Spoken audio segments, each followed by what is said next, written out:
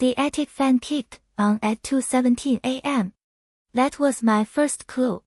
That ancient piece of junk only rattles when someone walks across the floorboard ARDS directly above it. I set down my coffee mug. Black. No cigar, the way Marga Red always said would kill me eventually. She'd been gone 14 months now, and I was still drinking it the same way. Some habits are harder to bury than wives. The footsteps stopped. Then a murmur. Low voices. Conspiratorial. My house on Maple Street has been in my name since 1987. I built the addition myself.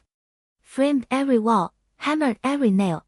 I knew the creak of every board, the groan of every pipe. I knew that the attic above my study was supposed to be empty.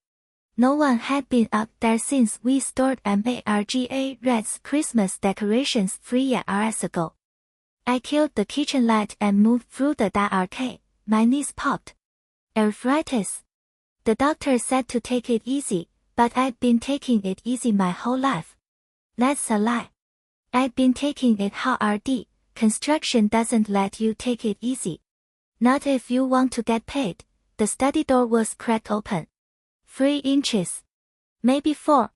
WARM yellow light bled through. I pressed my back against the hallway wall and listened. Dad's still asleep. I checked his room. That was Marga's voice. My oldest. 43. CFO of a medical supply company. Divorced twice. Drove a leased BMW. He's been sleeping like a rock since Mom died, said Jennifer. My only daughter. 40.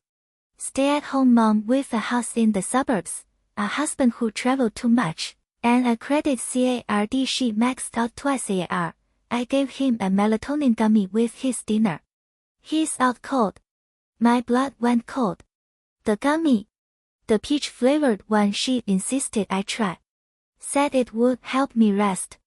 I chewed it out of politeness, not need. I slept fine. I slept like a dead man. Every night. Had for months. Doesn't matter if he's awake or not, said Derek. My youngest. 37. He'd never held a job longer than 18 months. Said the corporate world couldn't contain his entrepreneurial spirit. The only thing he'd ever contained was a DUI and 3 maxed out credit cards, the wheels in the safe. I saw the envelope. We can photocopy it. Put it back. He won't know. We're not photocopying anything, Mark said. His voice had that tone. The one he used when he wanted everyone to know he was the SMA rootest in the room. We need to know what we're getting. That's all. Dad has assets. Real assets. But the way he talks, you'd think he was giving it all to the church. He's not going to the church, Jennifer said. I asked him.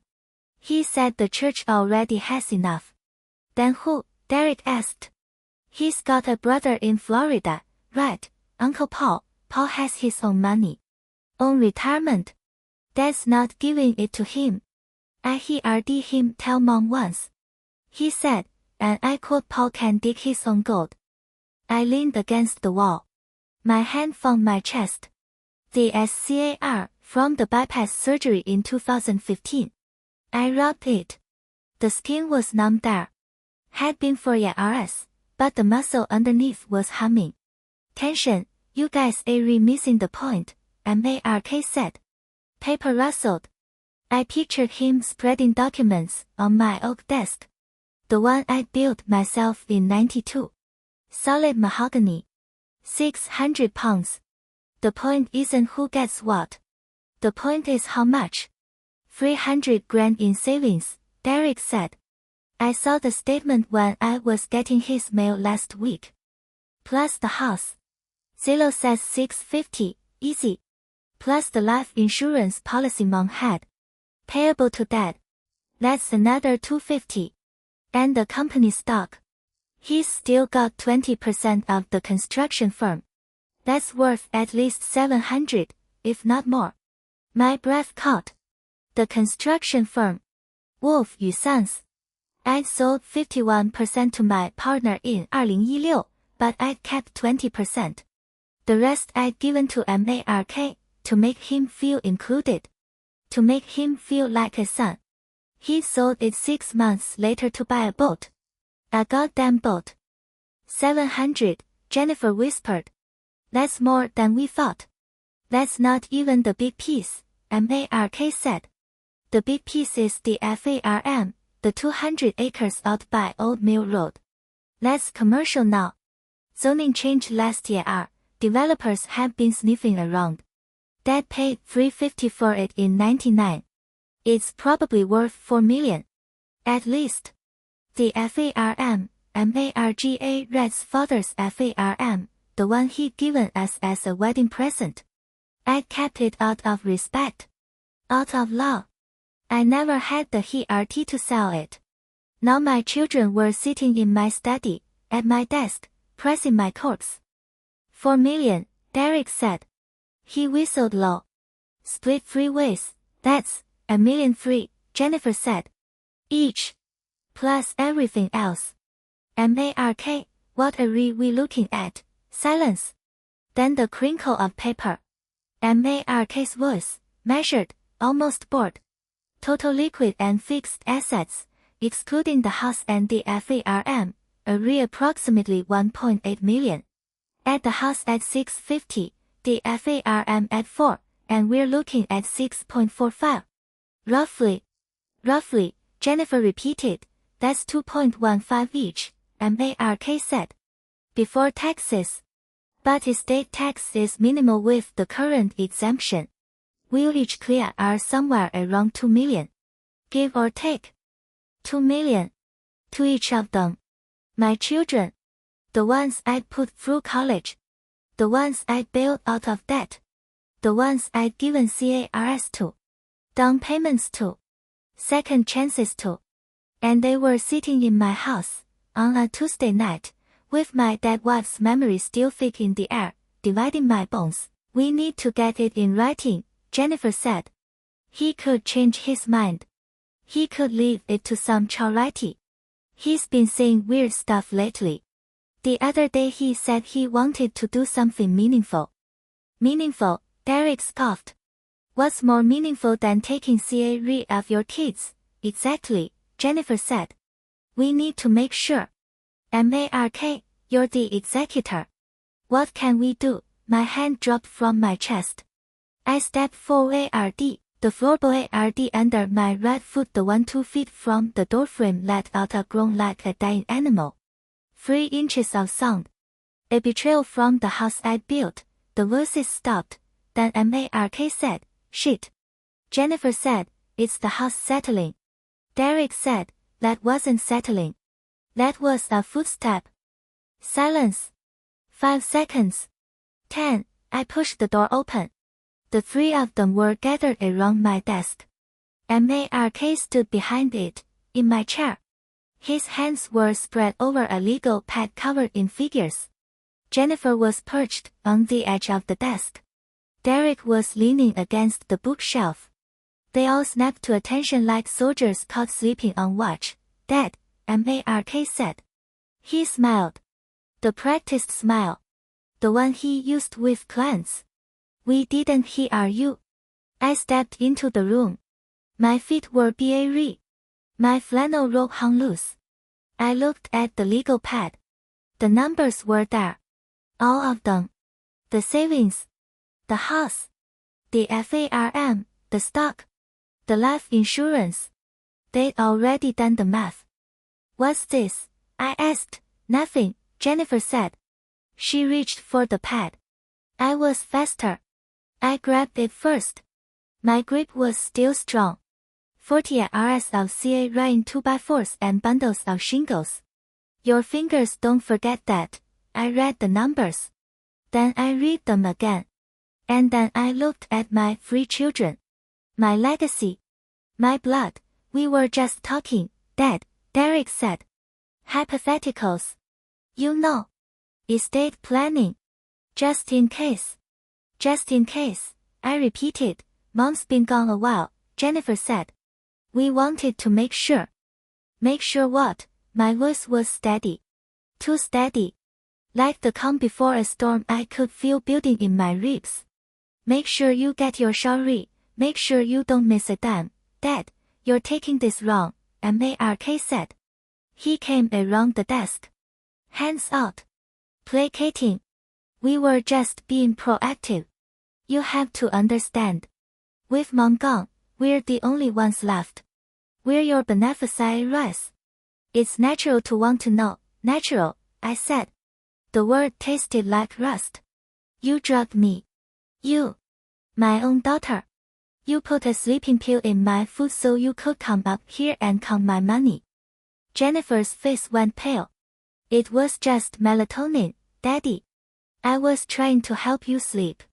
Help me sleep, I said. Or help you count. Mark stepped closer. Dad, let's be reasonable. You're 70 years old. You can't manage all this alone. We're trying to protect you. Protect the estate.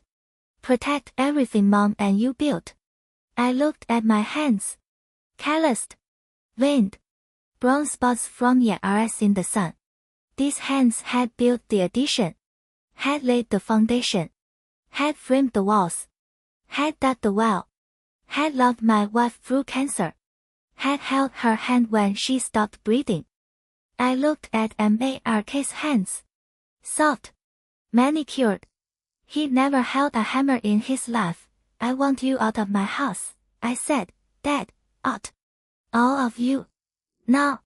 Jennifer sta rude crying. The kind of crying she always used when she didn't get her way. I'd fallen for it for 40 years. Not tonight. Daddy, you don't mean that. I mean every word. Mark tried the rational approach. Dad, it's late. We're all tired. Let's sit down tomorrow. Talk about this calmly. We can work something out.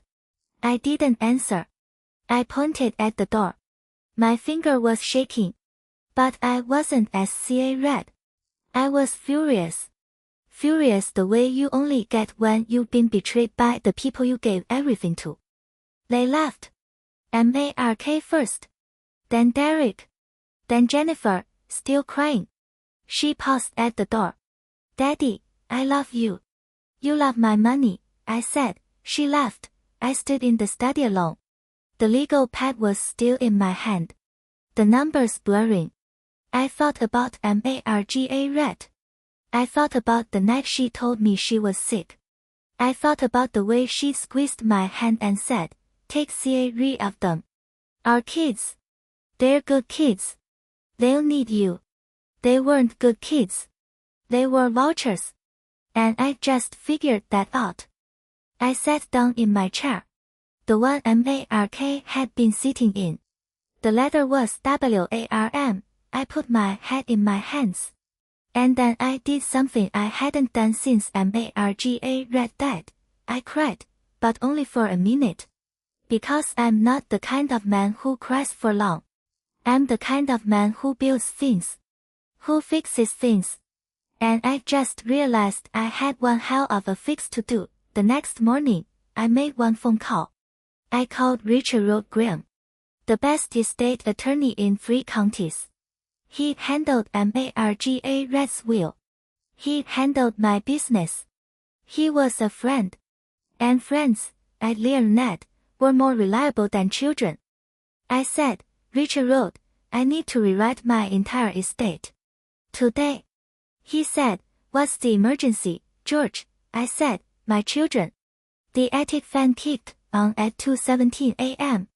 That was my first clue. That ancient piece of junk only rattles when someone walks across the floorboard ARDS directly above it. I set down my coffee mug. Black. No cigar, the way Marga Red always said would kill me eventually. She'd been gone 14 months now, and I was still drinking it the same way. Some habits are harder to bury than wives. The footsteps stopped. Then a murmur. Low voices. Conspiratorial. My house on Maple Street has been in my name since 1987. I built the addition myself. Framed every wall, hammered every nail. I knew the creak of every board, the groan of every pipe. I knew that the attic above my study was supposed to be empty. No one had been up there since we stored Marga Red's Christmas decorations 3 years ago. I killed the kitchen light and moved through the dark. My knees popped. Arthritis. The doctor said to take it easy, but I'd been taking it easy my whole life. That's a lie. I'd been taking it hard. Construction doesn't let you take it easy. Not if you want to get paid. The study door was cracked open. 3 inches. Maybe 4. WARM yellow light bled through. I pressed my back against the hallway wall and listened. Dad's still asleep. I checked his room. That was Mark's voice. My oldest. 43. CFO of a medical supply company. Divorced twice. Drove a leased BMW. He's been sleeping like a rock since Mom died, said Jennifer. My only daughter. 40. Stay-at-home mom with a house in the suburbs, a husband who traveled too much, and a credit card she maxed out twice a year. I gave him a melatonin gummy with his dinner. He's out cold. My blood went cold. The gummy.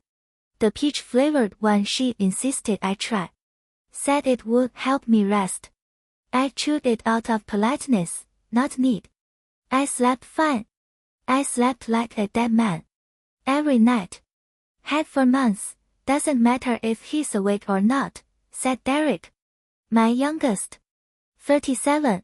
He'd never held a job longer than 18 months. Said the corporate world couldn't contain his entrepreneurial spirit. The only thing he ever contained was a DUI and 3 maxed out credit cards, the wheels in the safe. I saw the envelope. We can photocopy it. Put it back. He won't know. We're not photocopying anything, Mark said. His voice had that tone. The one he used when he wanted everyone to know he was the SMA rootest in the room. We need to know what we're getting. That's all. Dad has assets. Real assets. But the way he talks, you'd think he was giving it all to the church. He's not going to the church, Jennifer said. I asked him. He said the church already has enough. Then who? Derek asked. He's got a brother in Florida, right, Uncle Paul. Paul has his own money. Own retirement. Dad's not giving it to him. I heard him tell Mom once. He said, and I quote, Paul can dig his own gold. I leaned against the wall. My hand found my chest. The scar from the bypass surgery in 2015. I rubbed it. The skin was numb there. Had been for years, but the muscle underneath was humming. Tension, you guys are missing the point, Mark said. Paper rustled. I pictured him spreading documents on my oak desk. The one I built myself in '92. Solid mahogany. 600 pounds. The point isn't who gets what. The point is how much. 300 grand in savings, Derek said. I saw the statement when I was getting his mail last week. Plus the house. Zillow says 650, easy. Plus the life insurance policy Mom had. Payable to Dad. That's another 250. And the company stock. He's still got 20% of the construction firm. That's worth at least 700, if not more. My breath caught. The construction firm. Wolf & Sons. I'd sold 51% to my partner in 2016, but I'd kept 20%. The rest I'd given to Mark, to make him feel included. To make him feel like a son. He sold it 6 months later to buy a boat. A goddamn boat. 700, Jennifer whispered. That's more than we thought. That's not even the big piece, Mark said. The big piece is the farm, the 200 acres out by Old Mill Road. That's commercial now. Zoning changed last year. Developers have been sniffing around. Dad paid $350 for it in '99. It's probably worth $4 million. At least. The farm, Marga Red's father's farm, the one he'd given us as a wedding present. I kept it out of respect. Out of love. I never had the heart to sell it. Now my children were sitting in my study, at my desk, pressing my corpse. 4 million, Derek said. He whistled low. Split 3 ways, that's $1 million free, Jennifer said. Each. Plus everything else. Mark, what are we looking at? Silence. Then the crinkle of paper. Mark's voice, measured, almost bored. Total liquid and fixed assets, excluding the house and the farm, approximately 1.8 million. Add the house at 650, the farm at 4, and we're looking at 6.45. Roughly, Jennifer repeated, that's 2.15 each, Mark said. Before taxes. But estate tax is minimal with the current exemption. We'll each clear are somewhere around 2 million. Give or take. 2 million. To each of them. My children. The ones I'd put through college. The ones I'd bailed out of debt. The ones I'd given CARS to. Down payments to. Second chances to. And they were sitting in my house, on a Tuesday night, with my dead wife's memory still thick in the air, dividing my bones. We need to get it in writing, Jennifer said. He could change his mind. He could leave it to some charity. He's been saying weird stuff lately. The other day he said he wanted to do something meaningful. Meaningful, Derek scoffed. What's more meaningful than taking care of your kids? Exactly, Jennifer said. We need to make sure. Mark, you're the executor. What can we do? My hand dropped from my chest. I stepped forward, the floorboard under my right foot, the one 2 feet from the doorframe, let out a groan like a dying animal. 3 inches of sound. A betrayal from the house I'd built. The voices stopped. Then Mark said, shit. Jennifer said, it's the house settling. Derek said, that wasn't settling. That was a footstep. Silence. 5 seconds. 10. I pushed the door open. The 3 of them were gathered around my desk. Mark stood behind it, in my chair. His hands were spread over a legal pad covered in figures. Jennifer was perched on the edge of the desk.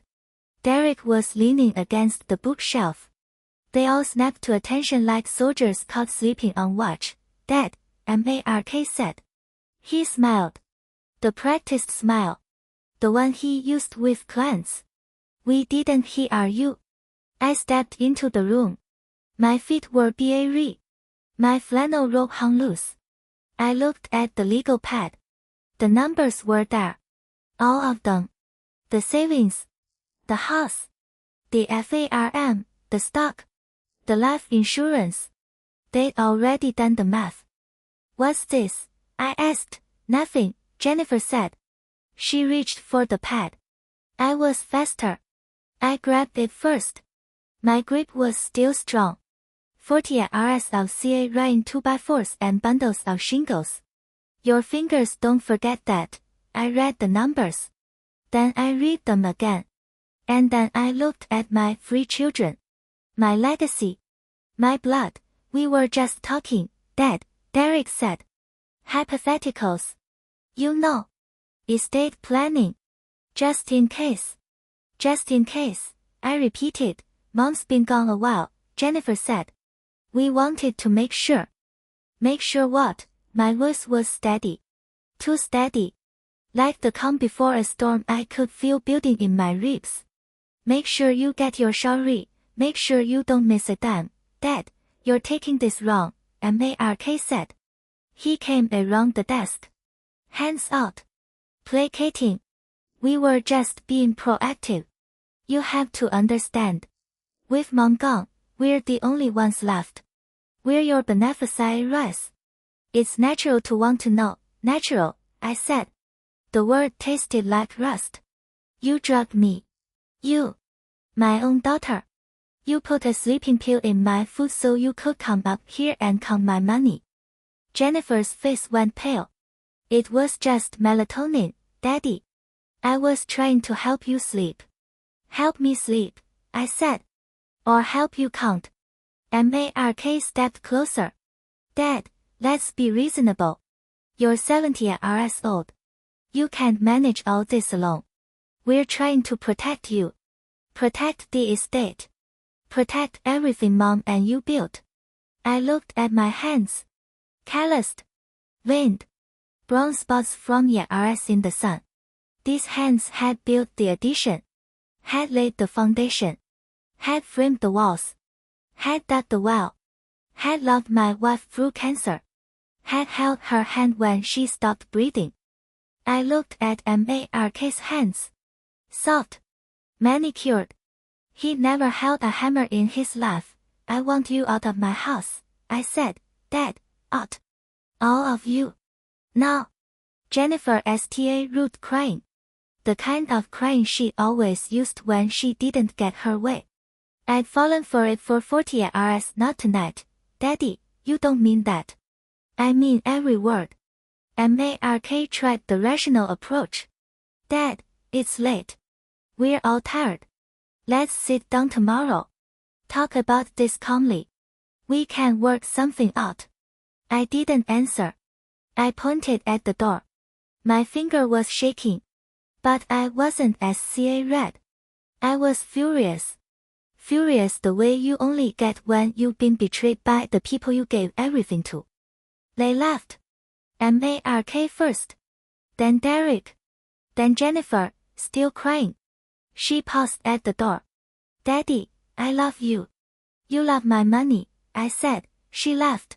I stood in the study alone. The legal pad was still in my hand. The numbers blurring. I thought about Marga Red. I thought about the night she told me she was sick. I thought about the way she squeezed my hand and said, take care of them. Our kids. They're good kids. They'll need you. They weren't good kids. They were vultures. And I just figured that out. I sat down in my chair. The one Mark had been sitting in. The letter was WARM. I put my head in my hands. And then I did something I hadn't done since Marga Red died. I cried, but only for a minute. Because I'm not the kind of man who cries for long. I'm the kind of man who builds things. Who fixes things. And I just realized I had one hell of a fix to do. The next morning, I made one phone call. I called Richard Graham, the best estate attorney in 3 counties. He handled Marga Red's will. He handled my business. He was a friend. And friends, I'd learned, were more reliable than children. I said, Richard, I need to rewrite my entire estate. Today. He said, what's the emergency, George? I said, my children. But that phone call didn't come out of nowhere. It came from 40 years of silence. 40 years of giving. 40 years of being the man who fixed everything and asked for nothing. And 40 years of watching my children take, without ever once looking back. Let me tell you what kind of father I was. I was the kind who worked 16-hour days so Mark could have the best soccer cleats. I was the kind who drove Jennifer to dance practice every Tuesday and Thursday for 9 straight years. Even when my back was screaming from a day of hauling concrete. I was the kind who co-signed Derek's first CAR loan, then his second, then his third, because he kept wrecking them and I kept believing the next time would be different. I was the kind of father who never said no. Not when Mark asked me to cover his first wife's wedding. $25,000 Rs.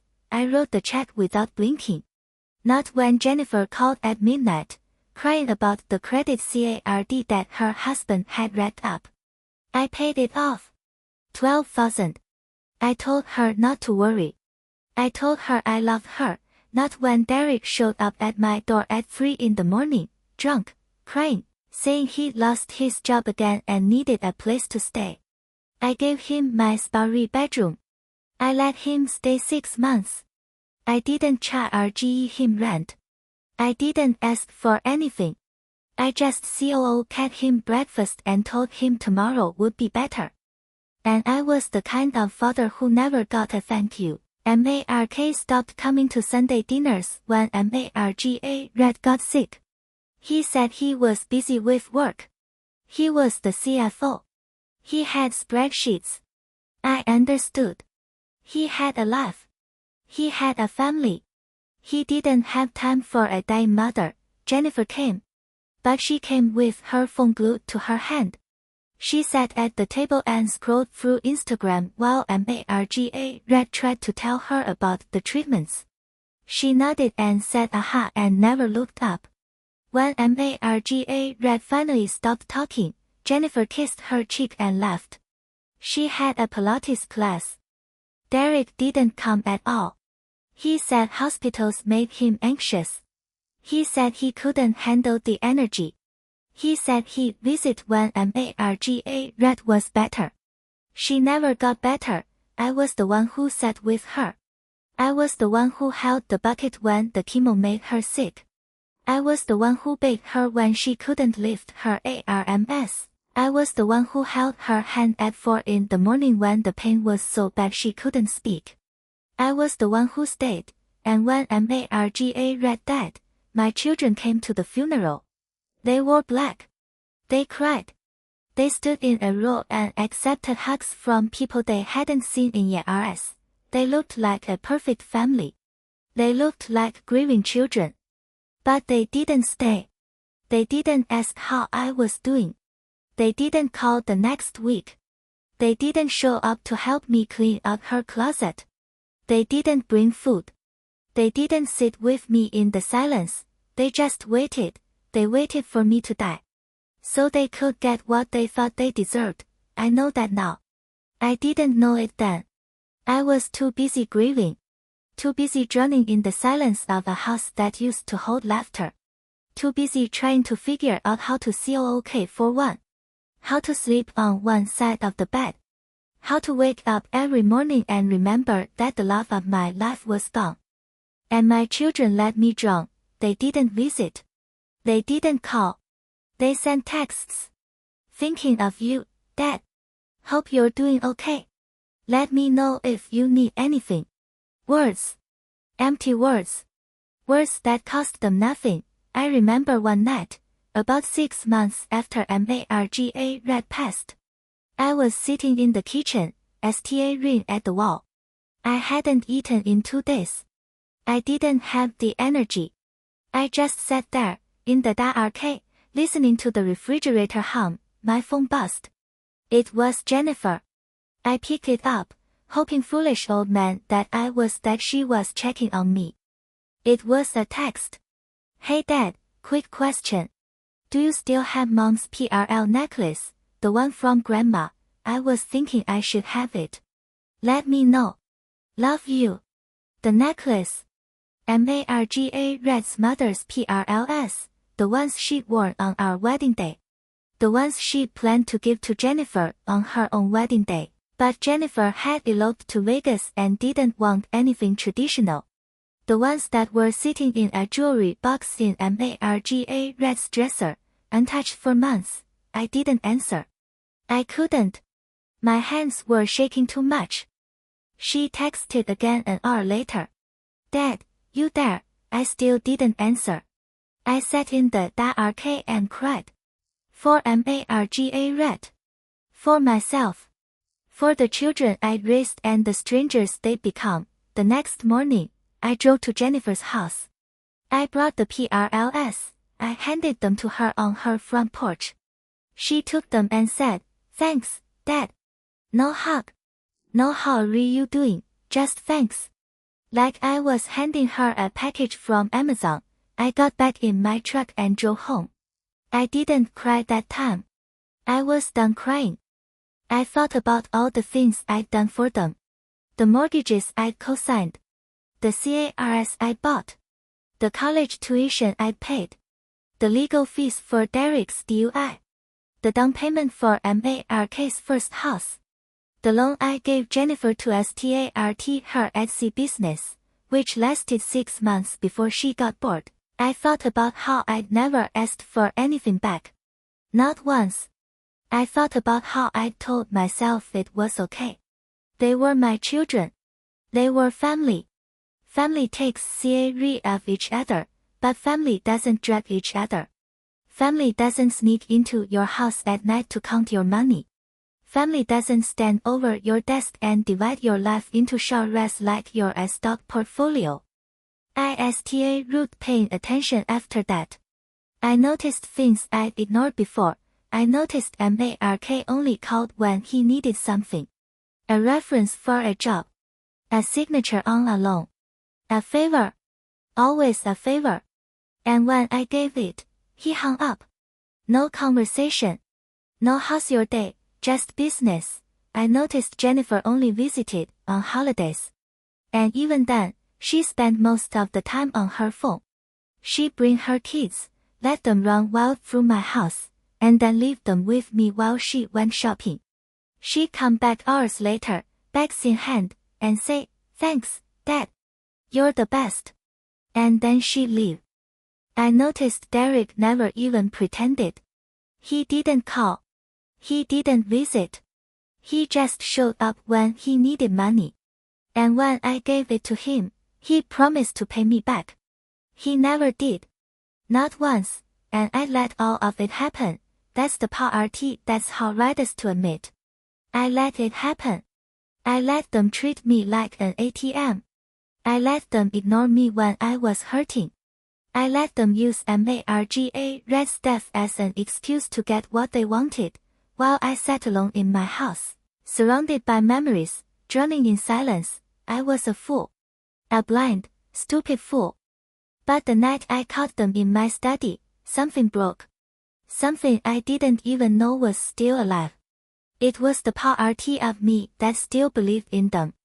The part of me that thought, deep down, they loved me. That part died at 2:17 a.m. on a Tuesday night, standing in my own hallway, listening to my children divide my life into dollars and cents. And when it died, something else was born. I don't know what to call it. Anger, maybe. Or clarity. Or just the cold, hard truth of a man who finally saw the world for what it was. But I know this, when I opened that door and saw their faces guilty, caught, scrambling for excuses, I felt something I hadn't felt in years. I felt free, because I finally understood that I didn't owe them anything. Not my love. Not my time. Not my money. Not a single goddamn cent. I'd spent my whole life giving. And they spent their whole lives taking, and I was done.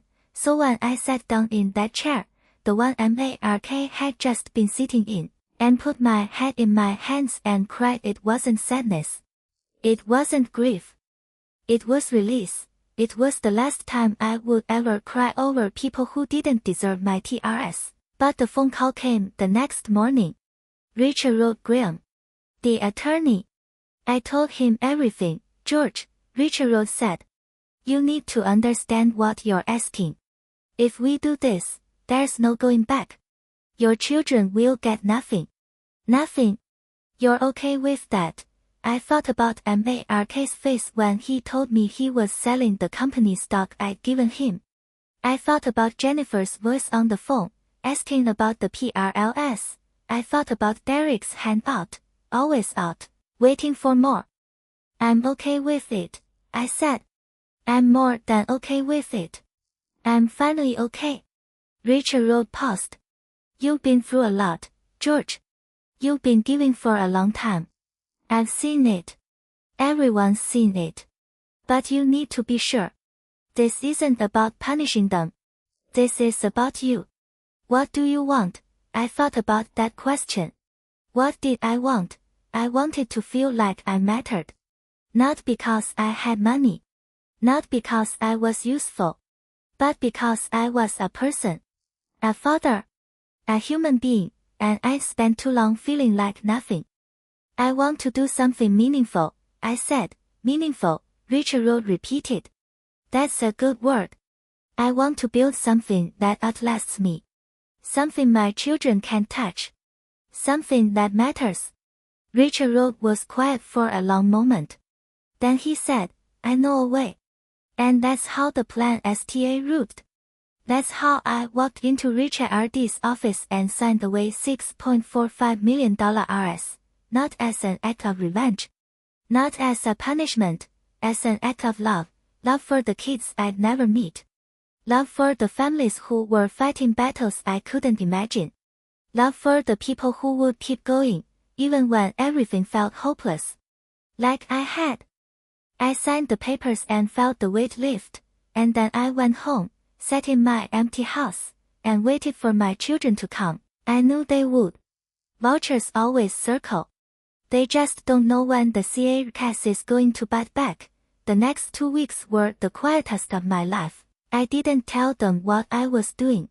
I didn't warn them. I didn't give them a chance to talk me out of it.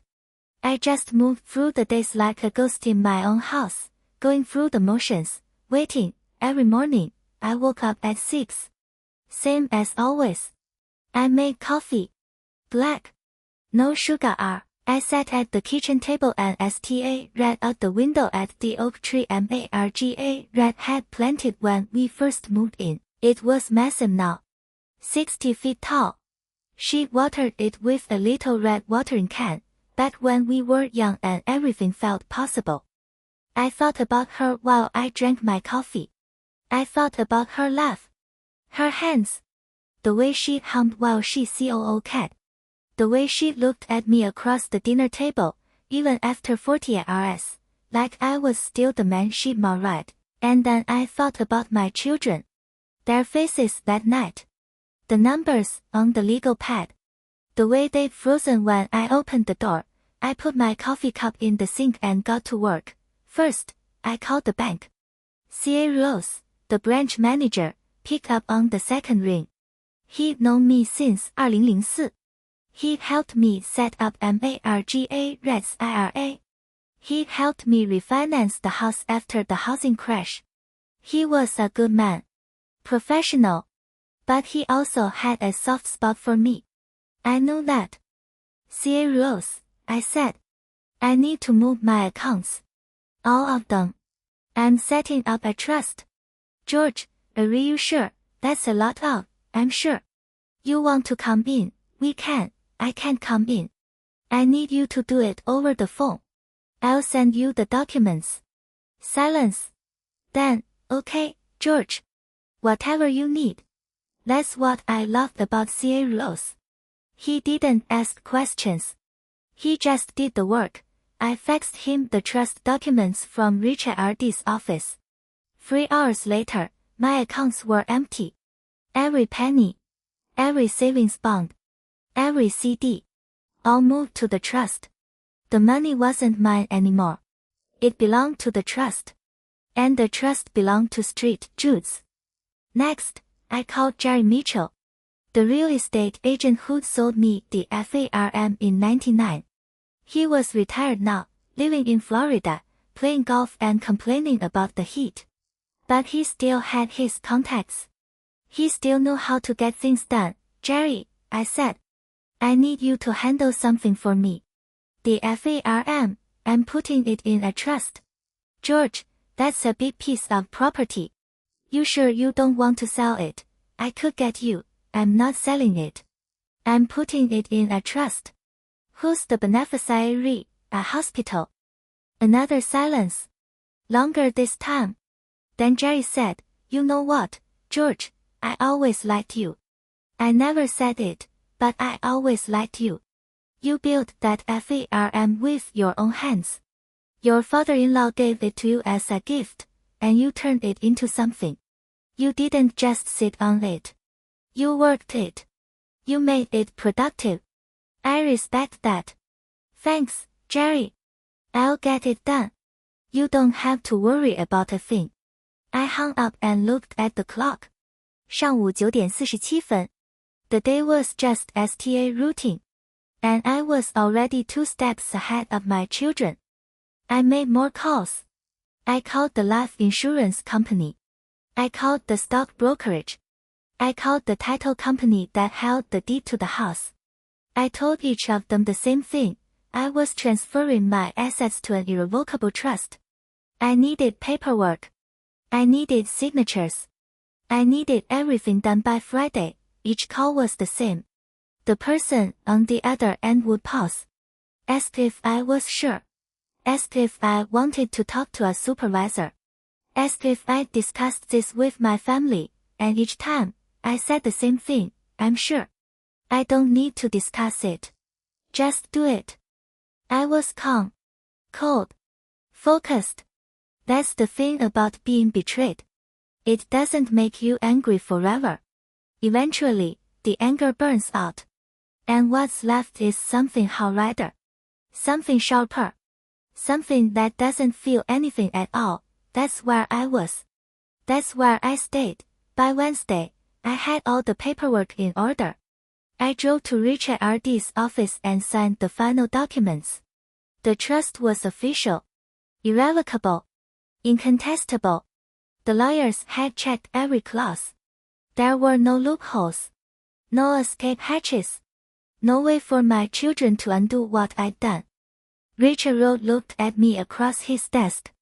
You've been busy. I've been awake, I said. You want to know what's going to happen next? Tell me. He leaned back in his chair. Your children will be notified by certified mail. That's required by law. They'll have 30 days to file a contest. They will file. They'll hire lawyers. They'll make accusations. They'll say you weren't in your right mind. They'll say I coerced you. They'll say you were grieving and didn't understand what you were signing. Can they win? Richard Road smiled. It wasn't a warm smile. It was the smile of a man who'd seen everything. George, I've been doing this for 52 years. I've seen children try every trick in the book. Guilt. Manipulation. Legal threats. Emotional blackmail. And you know what? They lose. Almost every time. Because the law doesn't read about their feelings. The law reads about what's on paper. And what's on paper is ironclad. How much will it cost them to contest? 300,000. Maybe more. They'll have to pay their lawyers up front. And they'll lose that money. Every cent of it. Good. Richard Road frowned. George, I need to ask you something. And I need you to be honest with me.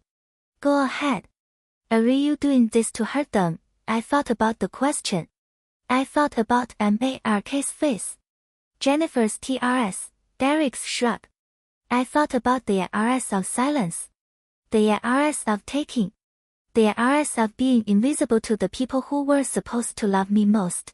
I'm doing this, I said, because I'm done being invisible. Richard Road nodded. That's the right answer.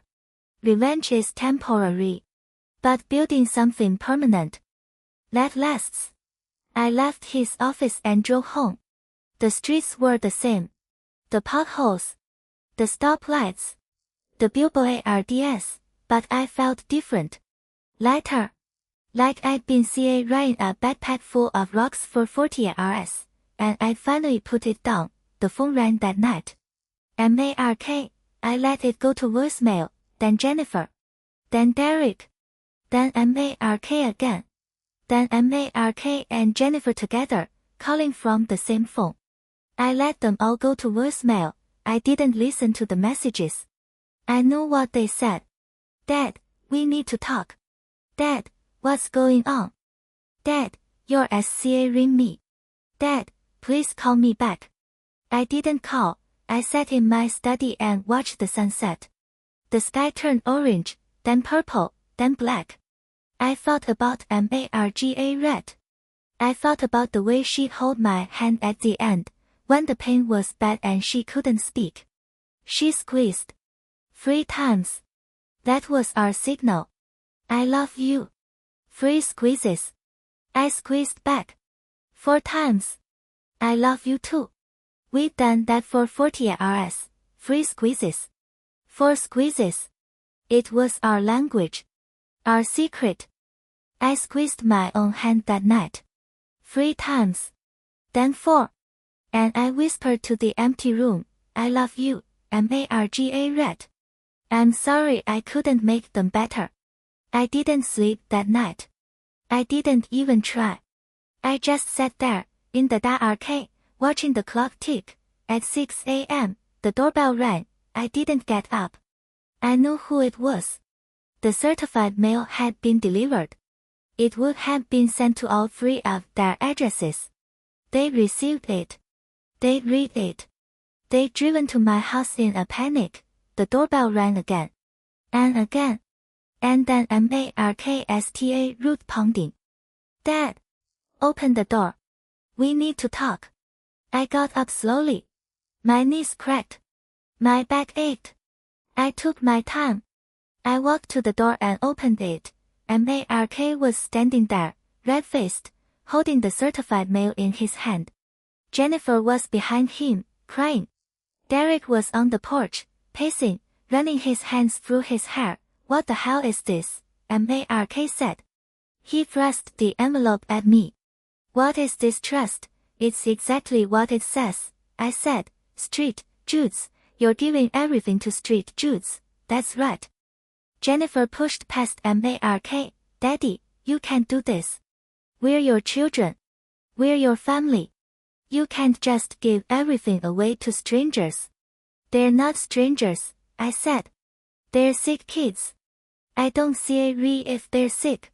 They're not your kids. We're your flesh and blood. I looked at her. The TRS were real. But so were the TRS when she was 6 and I caught her stealing candy from the grocery store. She'd learned EARLY that crime worked on me. It had worked for 34 years. Not today, Jennifer, I said. You drugged me. You put a sleeping pill in my food so you could come into my house and count my money. That's not what family does. Daddy, it was melatonin. It wasn't. It was a sedative. You wanted me unconscious. You wanted me out of the way. You wanted to divide my life into short residential without me knowing about it. She opened her mouth toward you. Then she closed it. She couldn't deny it. We both knew. Mark stepped forward. Dad, let's be rational. We made a mistake. We were worried about you. We wanted to make sure everything was. Worried about me? Is that why you haven't called in 6 months? Is that why you didn't visit when I had the flu? Is that why you didn't come to my birthday dinner? Mark's jaw tightened. You didn't tell me about the flu. Because you don't answer my calls. You haven't answered my calls in 3 years. You call me when you need something. That's it. Derek stopped pacing. He turned to face me. His face was pale. Dad, you can't do this. You can't give everything away. I need that money. I'm in debt. You have a gambling problem, I said. You have free credit cards that are maxed out. You have a DUI that you didn't tell me about. And you have a mortgage that I co-signed that you're 3 months behind on. Derek's mouth dropped open. How do you know about? I know everything, I said. I've been paying attention. I've been watching. I see you, Derek. I see all of you. I've seen you for years. I just didn't want to admit what I was seeing. The 3 of them stood there, silent. The sun was rising behind them. I could see the red in the sky. It was going to be a hot day. I stepped back into the house. Come in. We have things to talk about. They came in. They sat in the living room. The same living room they'd grown up in. The same furniture. The same rug. The same pictures on the wall. They sat there like strangers in a stranger's house. I sat across from them. My chair. The one I'd built in '87. The one I'd sat in while reading bedtime stories. The one I'd sat in while waiting for MARGA Red to come home from the hospital. Here's what's going to happen, I said. The trust is irrevocable. That means I can't change it. Even if I wanted to. Which I don't. All my assets are in it. The house. The farm, the savings. The stocks. The life insurance. All of it. When I die, it goes to St. Jude's Children's Hospital. Every cent. There are no exceptions. Dad, you can't marksta root. I can. And I did. You have 30 days to contest. You can hire lawyers. You can file motions. You can do whatever you want. But you will lose. I have the best estate attorney in the state. He checked everything. There are no loopholes. No mistakes. The trust is watertight. Jennifer Sta Root sobbing. This is punishment. You're punishing us. No, I said. This is consequence. There's a difference. Punishment is when I do something to hurt you. Consequence is when you do something to hurt yourself. I'm not doing this to you. You did this to yourselves. Mark stood up. He was shaking. You're insane. You're a crazy old man. We should have you declared incompetent. We should. You should what? I said. I stood up too. I was shorter than him. Older. Weaker. But I didn't feel weak. You want to take me to court. You want to fight me. Go ahead. I'll win. I'll win because the law is on my side. I'll win because every single asset is documented. I'll win because I have the paperwork. I'll win because I'm not crazy. I'm not confused. I'm not senile. I know exactly what I'm doing. Mark took a step back. He'd never seen me like this. None of them had. They'd only ever seen the quiet father. The giving father. The father who never pushed back. They'd never seen this version. You're going to die alone, Derek said. He said it coldly. No emotion. You're going to die alone, and no one's going to be there. I looked at my youngest son. The one I stayed up with when he had nightmares. The one I taught to ride a bike. The one I bailed out of jail. The one I'd given everything to, every single time he asked. I'm already alone, I said. I've been alone since your mother died. You weren't there. None of you were there. You were too busy planning my funeral. Derek looked away. He couldn't meet my eyes. Jennifer had stopped crying. She wiped her face and looked at me with something I'd never seen before. It wasn't sadness. It wasn't anger, it was calculation. Dad, she said. If you already transferred everything, then the house belongs to the trust, right? Yes. And you live here. In a house you don't own. I live here. That means you're a tenant. Right. I felt something shift in the room. A new energy. A darker one. She was thinking. Planning.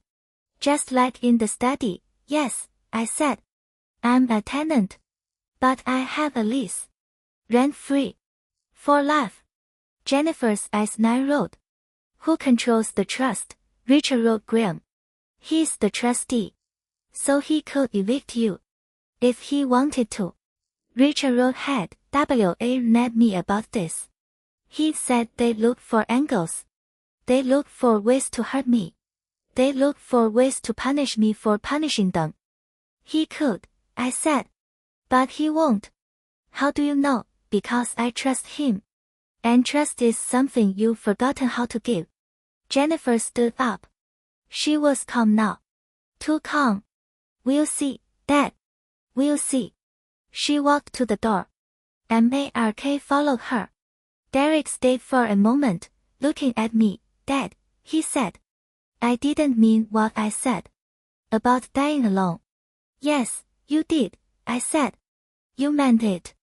But you know what? I'd rather die alone than surrounded by vultures. He laughed. The door slammed behind him. I stood in the living room and listened to their CARSSTART up. I heard the engines ROAR. I heard the tires on the gravel. And then I heard the silence. It was the loudest silence I'd ever heard. I walked to the window and watched them drive away. Mark's BMW. Jennifer's SUV. Derek's beat-up pickup. Free CARS, free children. Free people who'd stopped being family a long time ago. I turned away from the window. My reflection STA read back at me. An old man. Gray hair. Wrinkles. Eyes that had seen too much, but there was something new in those eyes. Something I hadn't seen in years. Peace. I walked to the kitchen and made more coffee. Black. No sugar. I sat at the table and watched the sun climb higher. The day was going to be hot. But I felt COOL inside. COOL and clear R. I knew what was coming. They fight. They scheme. They try every trick in the book. They hired the best lawyers money could buy. They come after me with everything they had, but they lose. They lose because I'd done my homework. They lose because I'd been thorough. They lose because I stopped being the father who gave and gave and gave. I was the father who gave nothing, and it felt incredible. I finished my coffee and went to the study. I opened the safe and pulled out Marga Red's picture. The one from our wedding. She was so young. So beautiful. Her dress was simple. White. Her hair was long and dark. Her smile was the most honest thing I'd ever seen. I'm sorry, I said to her. I'm sorry they turned out like this. I don't know where I went wrong. I don't know if I made mistakes. I probably did. I know I did. But I can't keep fixing what they broke. I can't keep giving to people who only take. The picture didn't answer. It never did. But I felt something in that room. Something WARM, something familiar. I felt Marga Red. And I knew, deep down, that she understood. I put the picture back. I locked the safe. And I sat in my chair and waited for the next move. It came faster than I expected. 3 days later, I got a letter from a lawyer. Frank Miller. He was well known. Aggressive. Expensive. He represented my children. All 3 of them. The letter said they were contesting the trust. They said I was incompetent. They said I'd been coerced. They said I didn't understand what I was signing. They asked the court to freeze all assets pending an investigation. I called Richard Road. He laughed. Frank Miller, Richard Road said. He's a pit bull. No shame. No limits. He'll say anything to win. Can he win, George? I've beaten Frank Miller 37 times. He's loud. He's aggressive. He's theatrical. But he's not smart, not really. He tries to win through intimidation. It doesn't work on me. What do? Nothing. We wait. We let him file his motions. We let him make his accusations. And then we bury him in paperwork. We have the documents. We have the witnesses. We have everything. He has nothing but his client's money. And they're going to burn through it fast. How fast? He'll bill them $500 an hour. For each of them. They'll each spend at least $100,000 before this is over. Good. Richard Road paused. George, your children are going to be furious. They're going to make this personal. They're going to try to hurt you in ways that have nothing to do with the trust. Are you ready for that? What do you mean? They'll try to break you. Emotionally. Mentally. They'll say things that are designed to cut deep. They'll use everything you ever told them. Every secret. Every weakness. They'll use it all. I sat back in my chair. I thought about my children. Their faces. Their voices. The hours of silence. The hours of taking. They can't break me, I said. I'm already broken. And broken things don't break again. They just keep going. Are you sure? I'm 70 years old. I've built houses. I've built a business. I've built a family. I've buried my wife. I've watched my children turn into strangers. I'm not afraid of them. That's the George the First. No, Richard Road said. We'll fight them. And we'll win. The court date was set for 4 months later. 4 months of silence. 4 months of waiting. 4 months of watching my children try to destroy me. They tried. Oh, they tried. They root with rumors. Jennifer told her friends I was senile. She told them I'd lost my mind after Marga Red died. She told them I needed to be in a home. She spread the story far and wide. The word got back to me through neighbors, through old friends, through people who'd known me for decades. I didn't respond. I didn't defend myself. I just let her talk. Marksta root calling my business partners. He told them I was unstable. He told them I was making reckless decisions. He tried to get them to testify against me. He tried to build a case that I was unfit. I didn't respond. I didn't defend myself. I just let him talk. Derek Sta root showing up at my house. At all hours. He'd knock on the door. He'd leave notes. He'd stand on the lawn and yell. He wanted me to break. He wanted me to give in. He wanted me to change the trust. I didn't respond. I didn't defend myself. I just let him yell, and then, one morning, the sheriff showed up at my door. He had papers. A restraining order. My children had filed it. They said I was a danger to myself. They said I was a danger to others. They said I was unstable. They wanted me evicted from my own home. Richard handled it. He got the order dismissed within 48 hours. He filed a countersuit for harassment. He called their lawyer and said, "You tell my clients that if they try anything like this again, I'm going to make their lives miserable." And I mean it. I didn't see the look on Frank Miller's face. But I imagine it was satisfying. The legal battle continued. Depositions. Motions. Hearings. My children threw everything they had at me. They dug up old arguments. Old grudges. Old wounds. They tried to make me look crazy. They tried to make me look mean. They tried to make me look like a bitter old man who turned against his own family. And maybe I was bitter. Maybe I was angry. Maybe I was all the things they said I was, but I was also right, and in court, that's what mattered. Not the emotions. Not the accusations. Not the TRS, the facts, and the facts were on my side. I watched them testify. One by one. Mark went first. He talked about how he'd always been a good son. How he'd done everything for me. How he'd been responsible. How he tried to protect me. The lawyer asked him when the last time he visited his mother was. Mark opened his mouth. Closed it. Said nothing.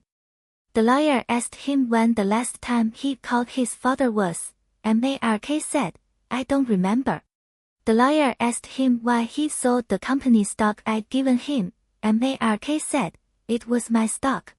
I could do what I wanted with it." Jennifer went next. She cried. She always cried. She talked about how much she loved me. How she'd always been there for me. How she tried to be a good daughter. The lawyer asked her about the melatonin. She said it was just a sleep aid. She said she was trying to help me.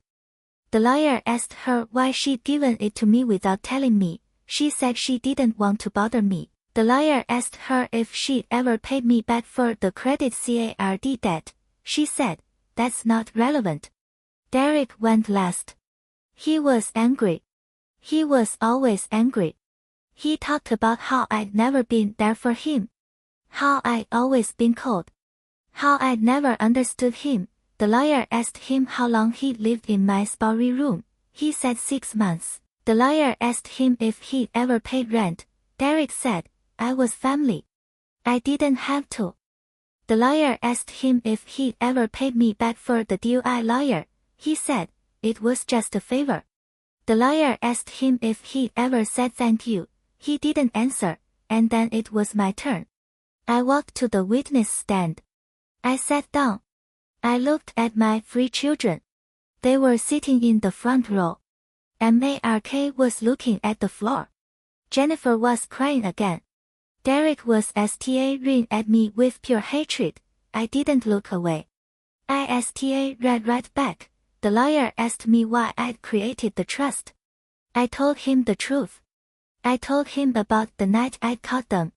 I told him about the melatonin, the legal pad, the numbers, the FARM, the 4 million, the way they divided my life into genres. I told him about the IRS of silence, the IRS of taking, the IRS of being invisible. I told him about Marga Red, about how she asked me to take CA of them, about how she said they were good kids, about how wrong she'd been, and then I told him about the trust. I told him why I'd signed it. Not for revenge. Not to punish, but because I wanted to do something meaningful. I built this family, I said. I built it with my own hands. I built it with my own heart, and for 40 years, I gave my children everything I had. Everything. But they never gave anything back.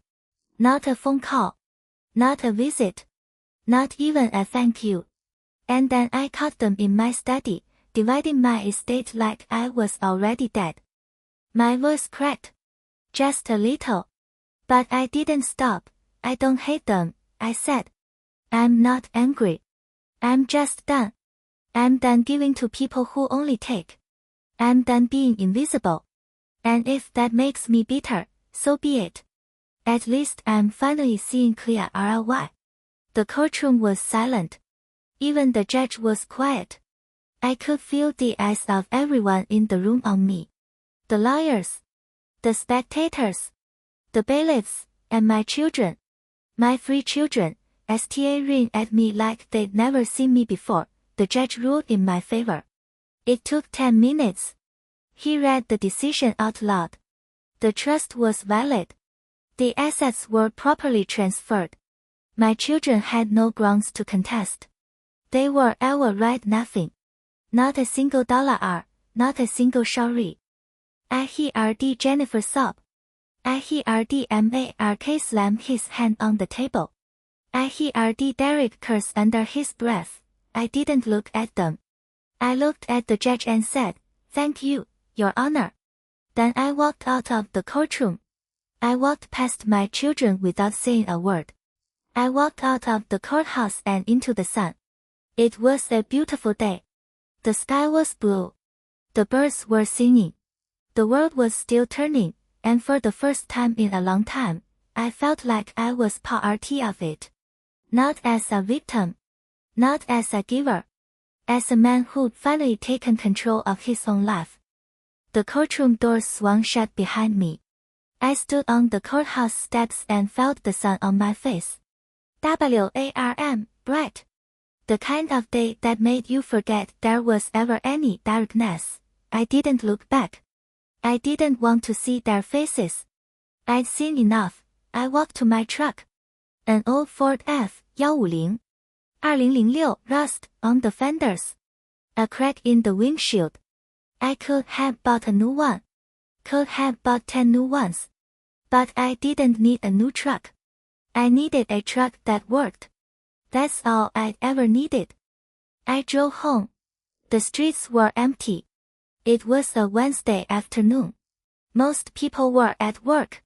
I passed the diner where Marga Red and I used to eat breakfast on Saturdays.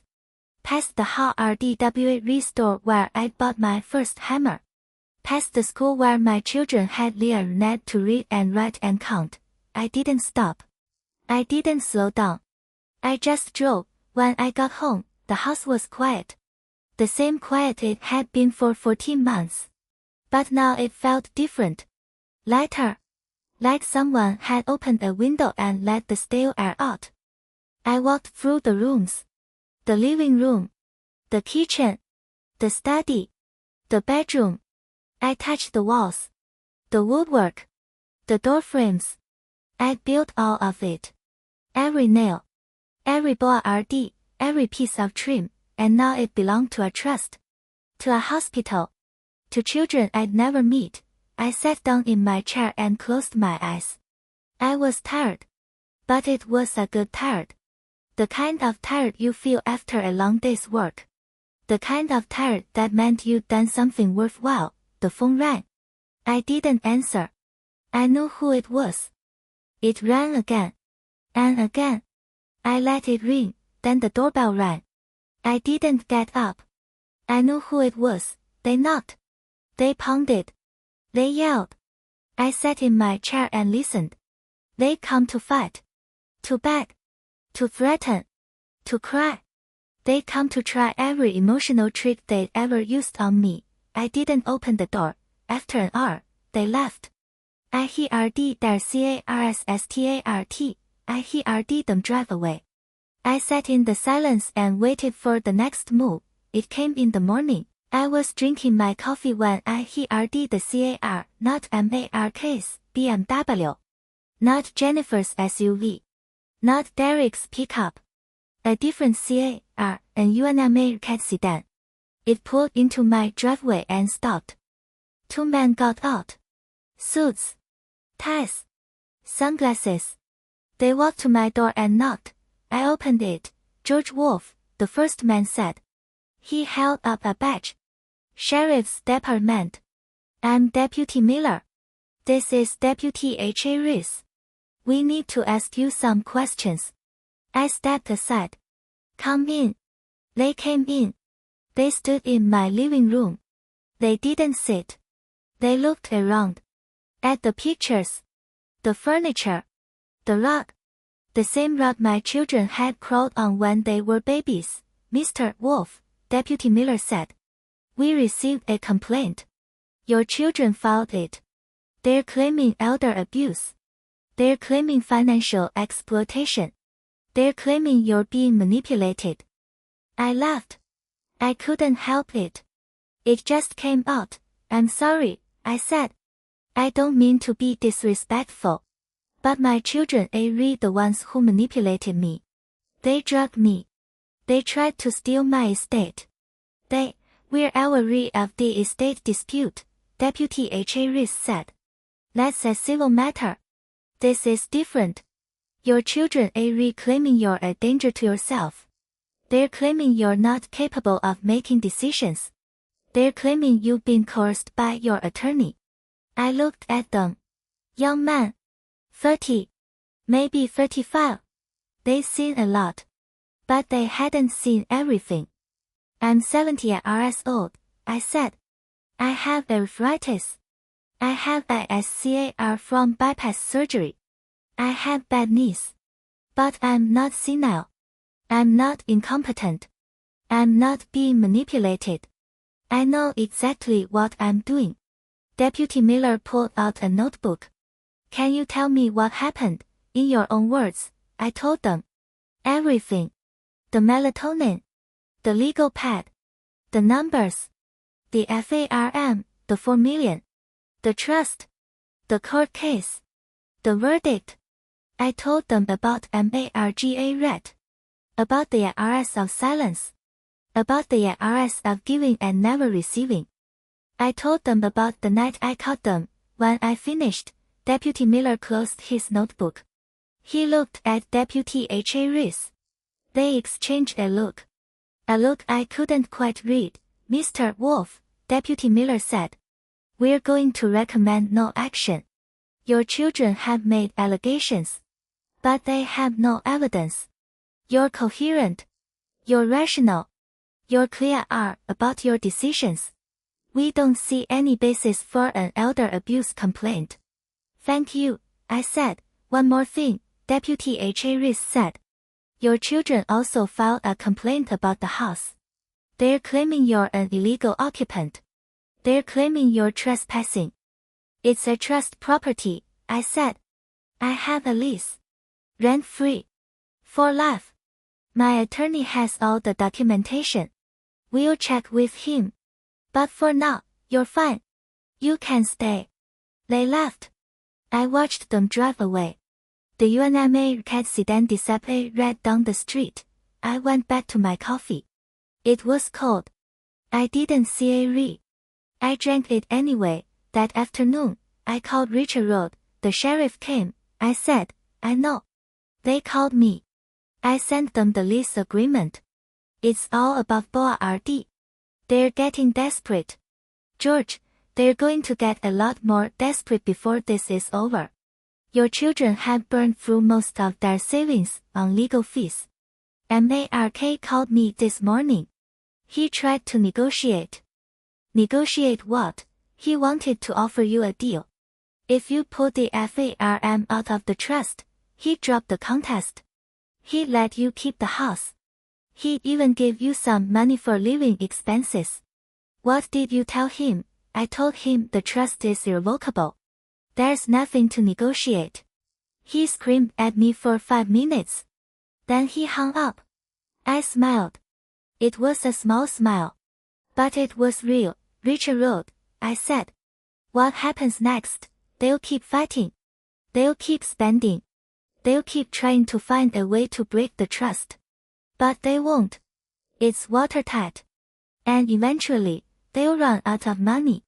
When that happens, they'll have no choice but to give up. How long? A few months. Maybe less. They're already in debt.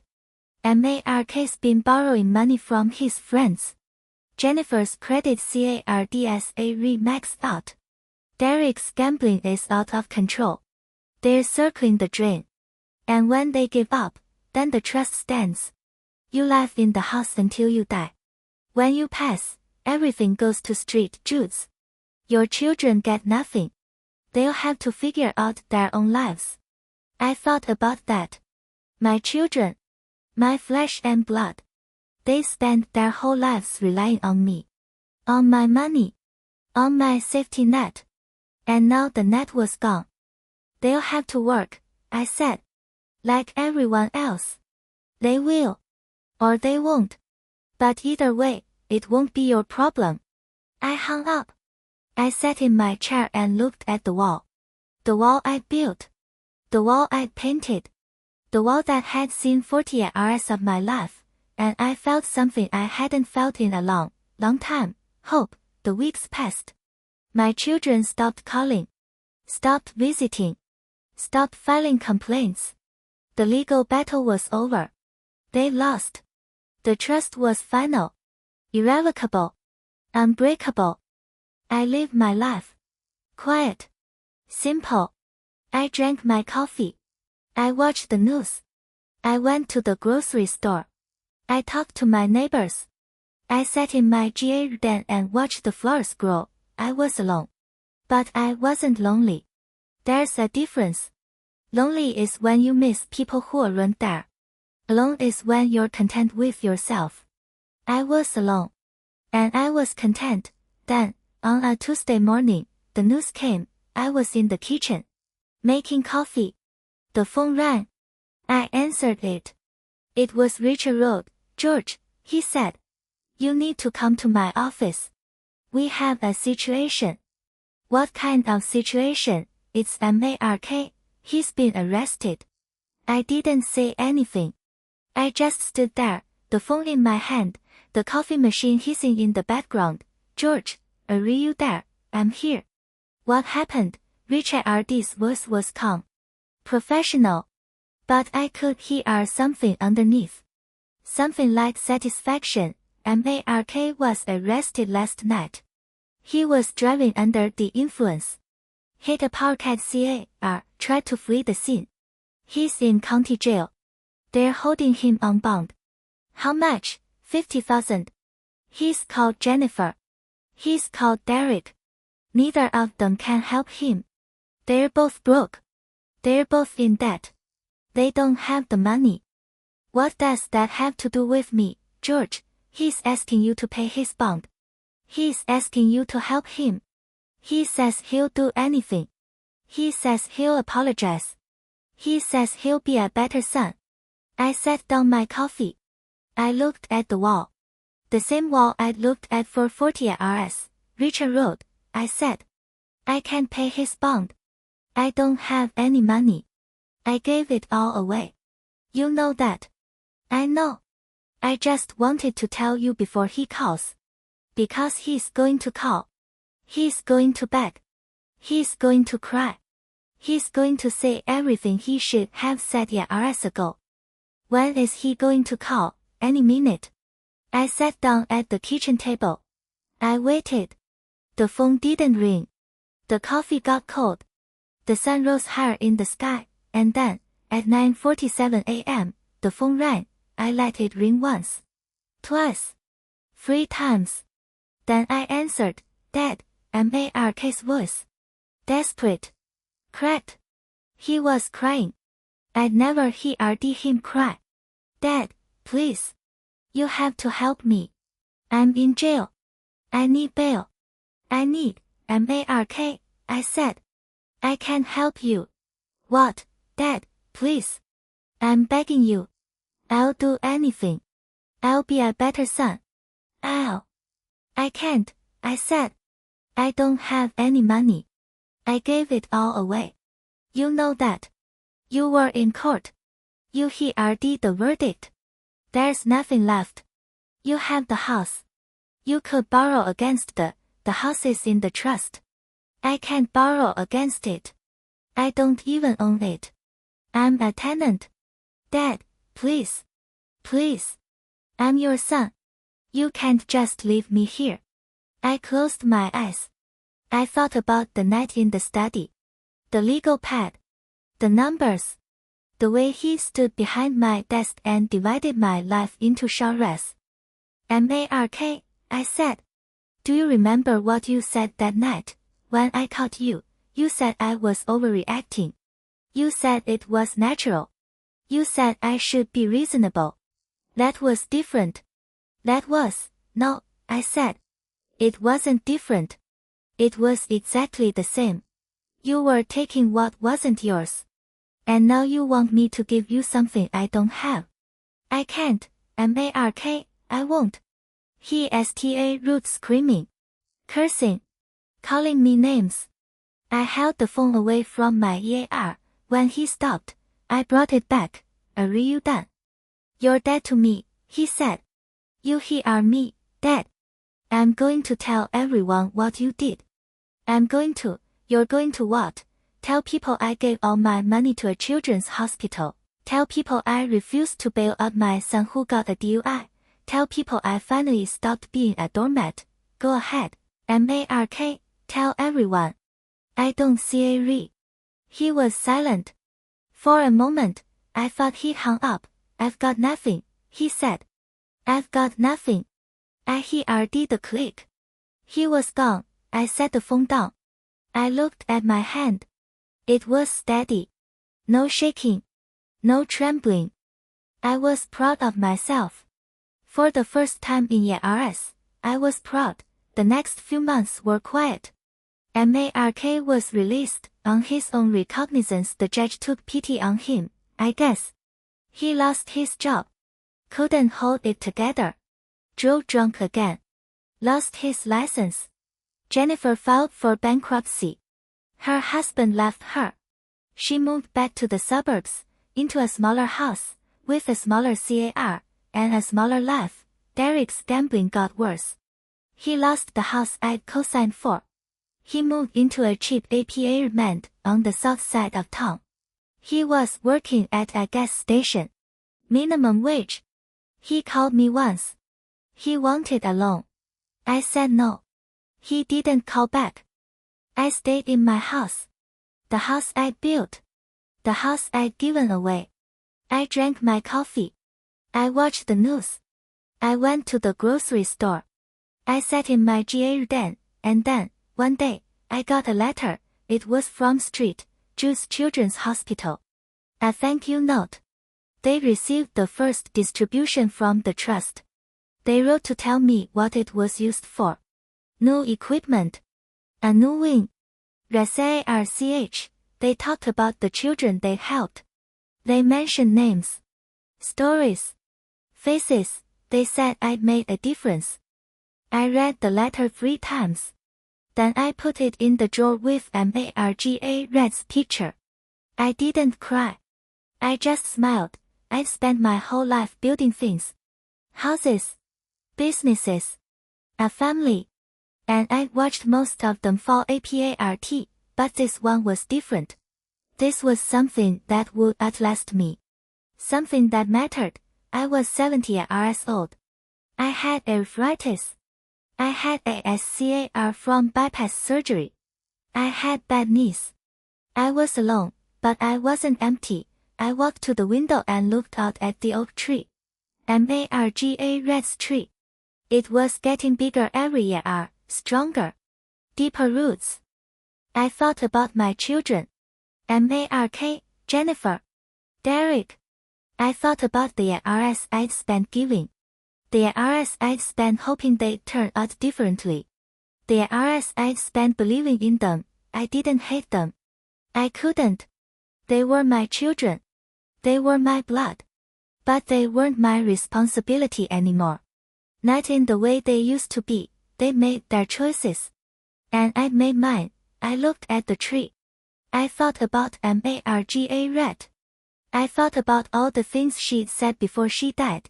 Take care of them, she said. They're good kids. They'll need you. I tried. I tried so hard, but they didn't want a father. They wanted a bank account. And when they couldn't get what they wanted, they showed their true colors. I think Marga red would have understood. I think she would have been proud of me. Not because I got revenge. Not because I punished them. But because I finally stood up for myself. I turned away from the window. I walked to the kitchen. I made another cup of coffee. Black. No sugar, the way Marga red always said would kill me eventually. I looked at the clock. 下午2点17分, I smiled. 2:17, the same time I'd caught them. The same time everything changed. It had been 2 years since that night. 2 years since I'd discovered who my children really were. 2 years since I'd root building something new. I raised my coffee cup. I couldn't see Marga red. But I knew she was there. I knew she was watching. To new beginnings, I said, and I drank. That's the thing about getting older. You realize that not everything has to stay broken. Some things can be rebuilt. Some things can be given away. Some things can be root fresh. I didn't have much time left. Maybe 5 years, maybe 10. But I wasn't going to spend them angry. I wasn't going to spend them bitter. I was going to spend them alive. Mark called me again. 6 months later. He was sober. He'd been in rehab. He'd gotten a job. A small one. But a job. He asked if I'd be willing to see him. Just once, I said yes. He came to the house. He looked different. Thinner. Older. His eyes were clearer. He sat in my living room. The same living room where we had the argument. The same sofa. The same rug. Dad, he said. I'm sorry. I know it doesn't mean anything. I know it's too late. But I'm sorry. For everything. I looked at him. My firstborn. The one I'd see right in my ARMS. The one I'd taught to ride a bike. The one who'd broken my heart. I forgive you, I said. He looked up. Really, really? But I'm not giving you any money. He laughed. It was a hollow laugh. But it was real. I know. I'm not asking for money. I just wanted to say I'm sorry. Then you said it. He stood up. He walked to the door. He paused. Dad, you were right. About everything. I was a terrible son. We were terrible kids. And I'm sorry. I know you are I said. He laughed. I watched him walk to his car, a beat-up sedan. Not the BMW. Not anymore. I sat in my chair and thought about forgiveness. It's a strange thing. You think it's for the other person. But it's not. It's for you. It's the way you let go of the weight you've been carrying.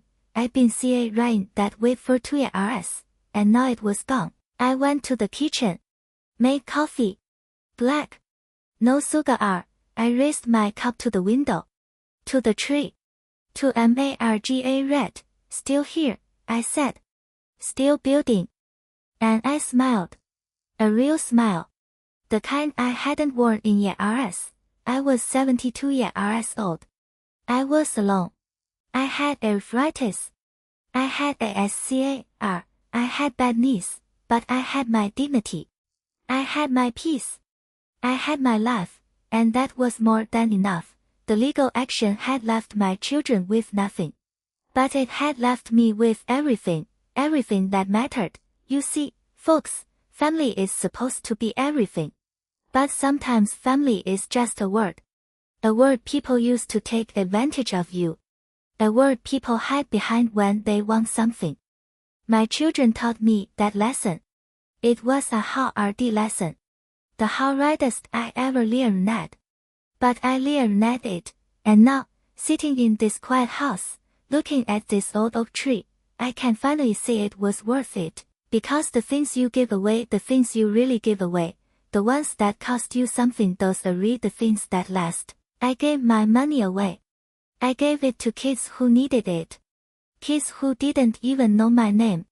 Kids who would never thank me. And I'd do it all over again. My children got nothing. They got exactly what they deserved. Not punishment. Consequence. There's a difference. And if you don't know the difference, you haven't learned it yet. But you will. Life has a way of teaching you, so here's what I want you to remember. Not revenge. Not anger. Not bitterness, just this. You can't build a life on taking. You have to give. And sometimes, the hardest person to give to is yourself. But when you do, when you finally stand up and say no more, that's when you win. That's when you're finally free. I'm George Wolf. I'm 72 years old. I'm alone. And I'm happy. Let me know what you think about this story in the comments. Subscribe to the channel if you want to hear more stories like this. Because I've got a lot more to tell, and remember, the people who love you will never ask you to prove it with money. The ones who do, they don't deserve your love, they don't deserve a single cent.